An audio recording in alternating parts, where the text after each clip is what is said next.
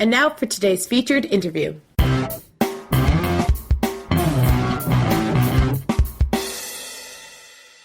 Hey, Chris, how you doing? Hey, how you doing, Matt? Let me tell you this right up front. I felt a certain simpatico relationship with you right off the bat. This is the first thing in your book was Phil Esposito and Bobby Orr in the 1970s Bruins. So you and I are exactly the same age, same generation, and I was right there with you with Bobby Orr, right? Yeah. So it's interesting. One of the things I really enjoyed is all the parallels, right? Yes. I'll tell you what, we could spend the whole podcast just talking about that great era of hockey. I know, but why would a guy from Minnesota be watching the Boston Bruins? Think about it. I mean, you had Bobby Orr, you had Phil Esposito, Derek Sanderson, you had the Montreal Canadiens who were trying to just dominate. Guy Lafleur. I mean, yeah, Guy Lafleur. Yeah, but you had Keith Magnuson, right? Is that right? Well, was that the Blackhawks? Can't remember. That was the Blackhawks. 50 years ago. No.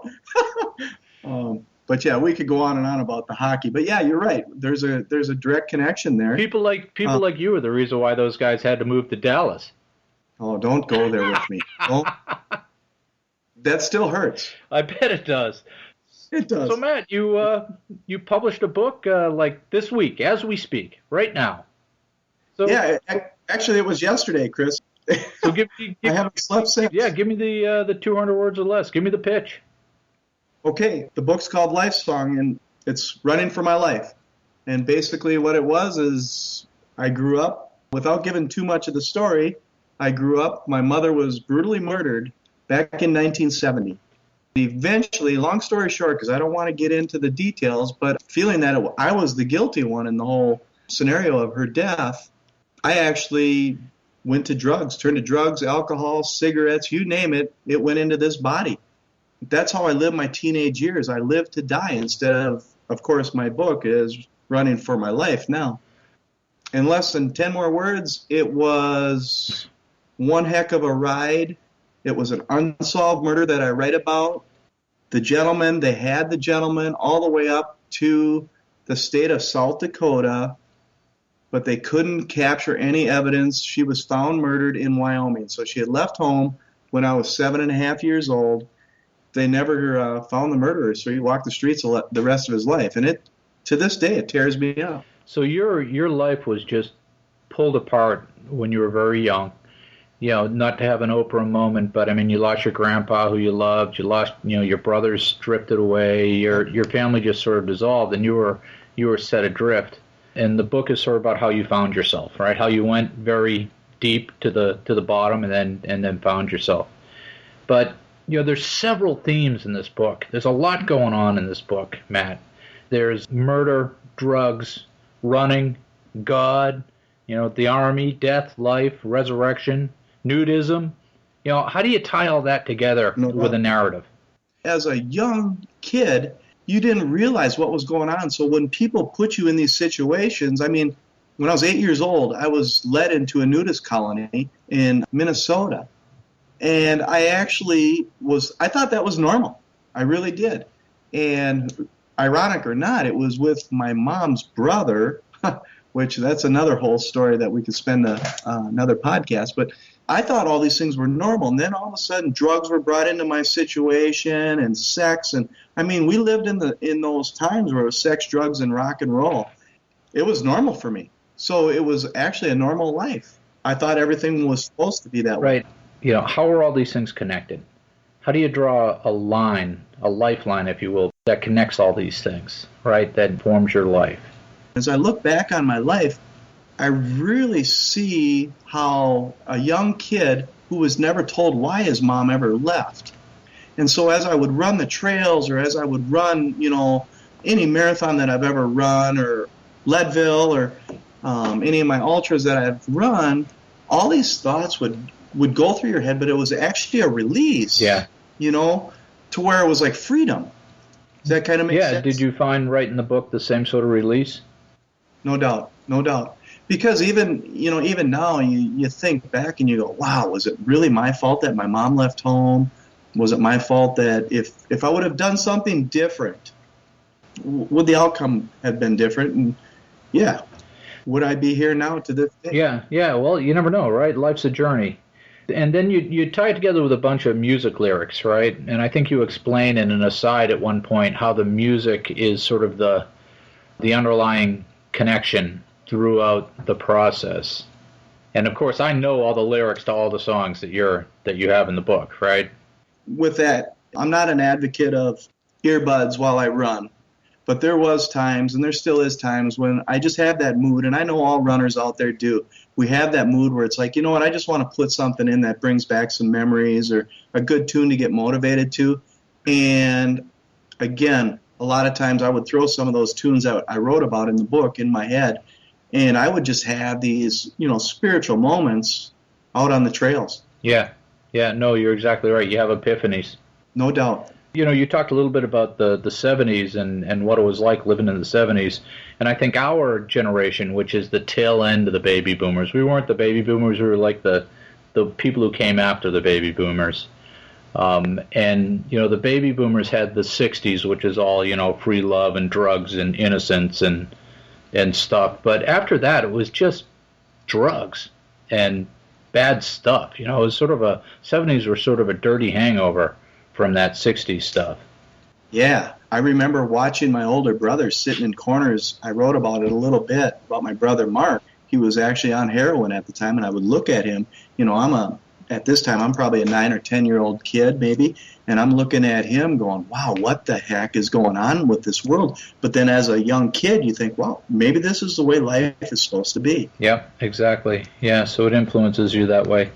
This book is not really about running. So what do you think this book is about? That's the next one. This book is about a young kid who was trapped, and I'm trying to explain to the reader that basically this is how I felt, and these are the things that I went through to recover from this chain guy that I write about, who I actually, last night on the book release, I wrapped myself in a thick chain. It was heavy. I probably had about a 50-pound chain wrapped around me speaking to these people, and they probably all were thinking, what is wrong with this guy? But that's actually how I felt. And so what I'm trying to portray in the book is how I was released from that chain and how I was transformed. And one thing that not only spiritually did I draw a connection with God, but I drew a connection to nature. Yeah. How so? I think it's getting out on the trails and listening to the wind blow past your ears and the birds, and signing a Leadville 100 trail release that says, you know what, you're going to have mountain lions and you're going to have cliffs and rocks and things falling down on you, lightning strikes, and you go, yeah, that's what I'm talking about. This is what life's about. Life is about being trapped and chained, and life is about being free and living each moment for the moment. Yeah, I'll tell you, I was out on the trail today with my dog, who's a kindred spirit of mine, and I'm coming back from an injury. I got a couple of those moments where I get to stretch it out and do a couple of little surges, and I just felt like I was flying. It was beautiful. Yeah, it's like you're floating. I mean, you're out on the trail, and I don't want to promote anything, but I'm trying some Hoka Ona Onas right now. Yeah. And I don't know if you've ever wore these. No, I things. haven't. Oh my gosh, it's almost like you're floating. The Hokas, yeah.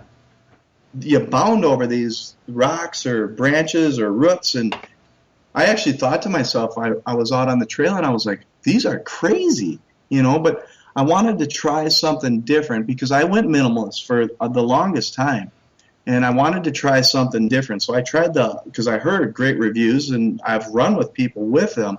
They're the funniest looking things, but boy, I gotta say, they feel good out there. Yeah, these are, people don't know what these are. These are those moon shoes with the, I don't know, couple inches of cushion on the bottom, soft cushion on the bottom. Yeah, and the advantage, I think, with those is on a mid-foot strike, when you're landing, your next step is almost like Michael Jordan. Yeah. Or Kareem Abdul-Jabbar, when they're at the line and they're coming in. Yeah. That's what it almost feels like. So you get it springs you up in the air. Yeah, they're crazy. Yeah. Well, I'll have to try some of those out. It sounds cool. Funniest looking things in the world, though, How do you think running can transform people's lives?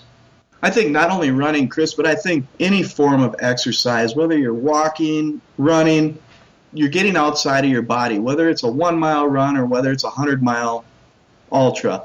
I think it's once you're on the outside and you can actually get into that moment of reflection and looking at yourself, because you're all by yourself. And I really believe with all my heart that you can really come to really good connections with not only with your nature or with your God or whoever, but it's getting in touch with yourself and your feelings. So it's almost like transcendental meditation. No doubt. Yeah, no doubt. And that's how I would explain it as well. And I know some people don't get that, but that's it's just the way it is. You're right, because people will ask us, they'll look at us and say, "Why do you guys do what you do? Isn't it torture?" And it's like, no, it's freedom. Yeah, it's freedom. Yeah, you're flying. No doubt. So how were you able to transform your life? Well, I challenged myself when I was about 22 years old.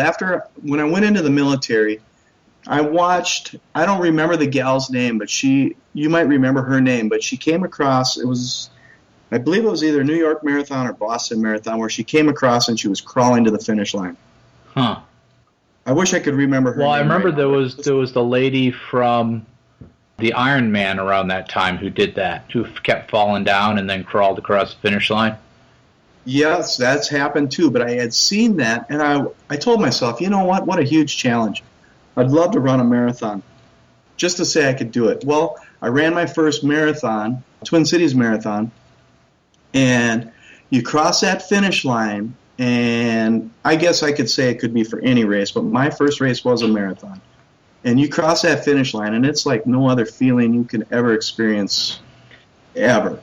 So I told myself, I'm going to run one marathon in my life. I'm going to call it good after that. Well, we know the story from there. I mean, it's almost like the biggest addiction. It's the best drug addiction you can have. Yeah, and that's an interesting analogy, because I've talked to, the back on my feet people a couple of times where they are basically replacing drug use with running as a drug use. And I asked them if that concerns them. Do you see that? It's sort of a running as a replacement therapy, a methadone therapy for drug addicts? No, I actually don't. I actually think that if you take it in stride, and when you get injured, back it down. I mean, it's just like anything in life. If you consume in moderation, I think life is good. I think it's when you abuse, that's when you're going to get in trouble. And you read a lot about runners who overdo it. Next thing you know, they're done. They go into burnout stage. Yeah. So I really think that moderation, and not only that, but when you're out there, whether it's a trail run or whether it's a road race or just you going out to run, you go out there with not I have to run, but I want to run. And if you go with that mentality, again, it's freedom. Yeah, when it starts feeling like work, that's when I know I'm doing too much. Right. And that's when you back it down and you go, okay, let's refocus here and look at something different in our training methods, or go out and bike a little bit, You just talked about running your first marathon. You said you did that when you got out of the military?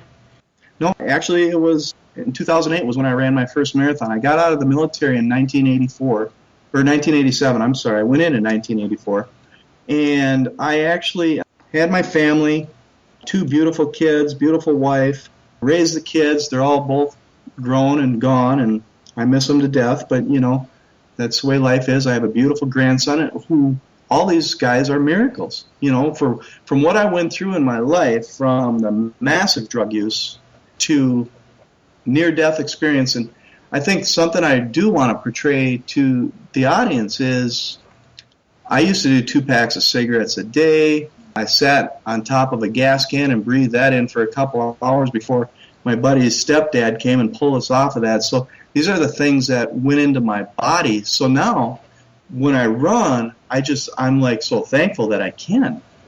Yeah, I think that's, you hit the nail on the head. One of the things, I was asked for some advice for beginner runners recently, and I think one of the things I will tell them is, when it starts to get hard, just stop and think about how lucky you are to be doing what you're doing, and that'll make you smile. Absolutely. I remember the first time I went out because I had actually signed up for the Twin Cities Marathon without any training whatsoever. I believe I had around 8 months to train.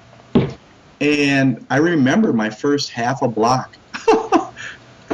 I thought, what did I get myself into? I was dying, Yeah. But you didn't quit, right? And I sensed in you that you're a bit of a survivor. So tell me, why is it important not to quit? If there's one thing I've learned in the ultra community is, and in life, I guess, is if you just look one step at a time, and if you take life at one step at a time, running at one step at a time, walking, and you're not looking way off into the distance, but you're looking right in front of you, your next step, and you go, okay, I just have to make it to that next leaf or that next tree. And if you do that, not only in life, but with any habit that you have, and you say, okay, I can have a victory with either running or a bad habit or whatever, if you look at it in the short term, it's like Ken Klauber said at Leadville. He said you're better than you think you are, you can do more than you think you can, and I think I live that. Yeah, so just shorten the horizon. It makes it a lot easier. Don't think about the finish line, think about the next telephone pole.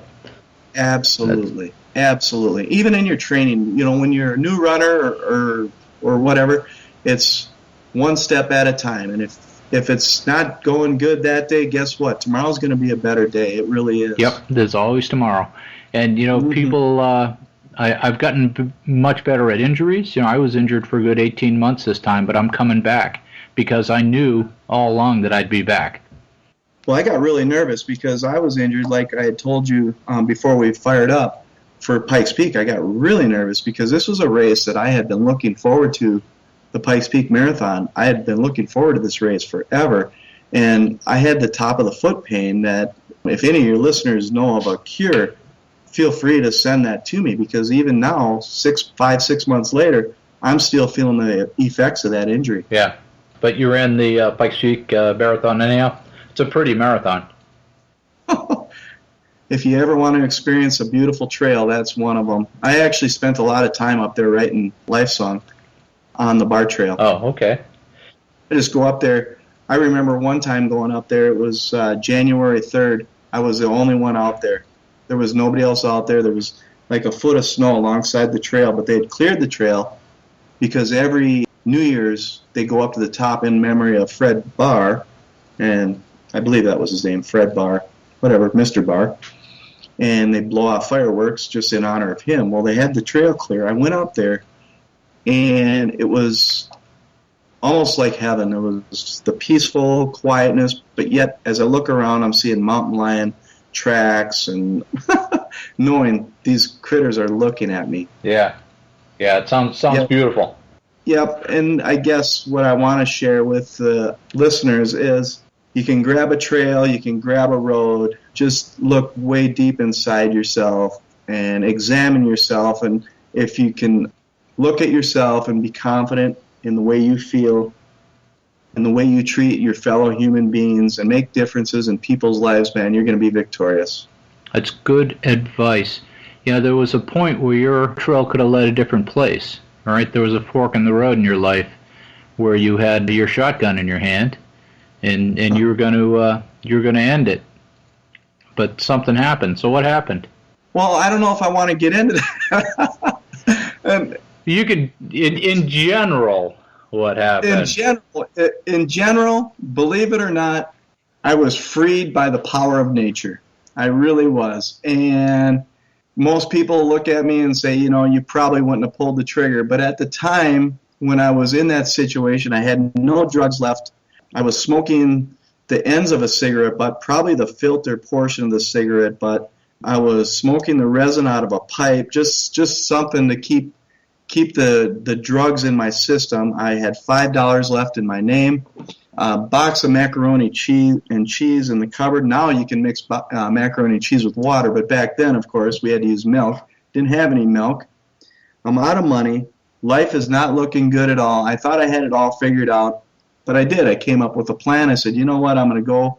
I lived about 30 miles away from Minneapolis at that time. I said, you know what, I'm going to go into the cities, work a job, get some money, And previous to that, I had lost my job from smoking weed on the job. It was a great job. So I thought, yep, great plan. I'm going to go to the cities. I'm going to get a job, get paid that same day. I'll get my drugs, my cigarettes. Everything's going to be good. Well, that night, lo and behold, a snowstorm came through, just like you're going to see here in a few hours in your area. And the next day, when I tried to get out of my driveway, I couldn't move my vehicle. So the forces of evil really moved in on me at that point. And I'd had it with life, and I was about 10 feet below, buried deep in life stress.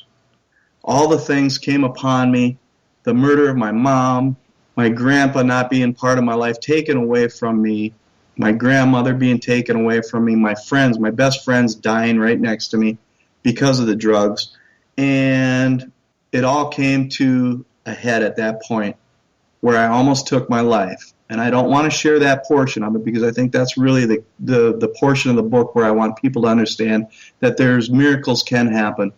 And anyhow, here I am today sharing with you the victory of not only do I have a beautiful family, but I have a great, healthy lifestyle.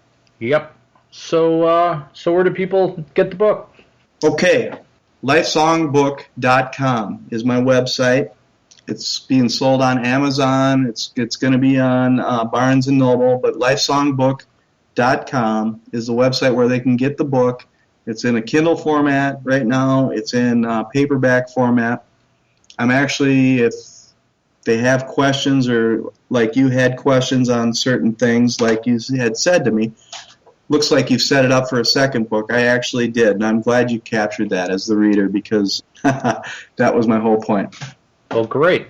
So what are your plans for the spring, Matt? Anything going on? Anything good cooking? Well, I want to get this foot healthy, so if any of the listeners have this top of the foot injury pain, it's almost like a plantar fasciitis on the top of the foot. If they've got a remedy for that, I'd appreciate it. It's healing, but I don't want to go and overdo it. But I really believe the mountain training that I did messed it up. Yeah. It's just getting back into form because I'm planning on the 50K Equinox in Anchorage, Alaska. All right. Good for you. Well, I'm going to qualify for Boston this year. That's so cool. That's a dream race of mine as well. Yeah. Well, we'll see. All right, man. We'll talk to you later, all right? Thanks for the chat. Yeah, thank you, Chris. Thanks again for the opportunity, and run, live, baby. Yeah. Stay in touch, all right? Sounds good. You too. Talk to you later. Ciao. Hitch up your tights because now we're going to talk tips and tricks for endurance sports.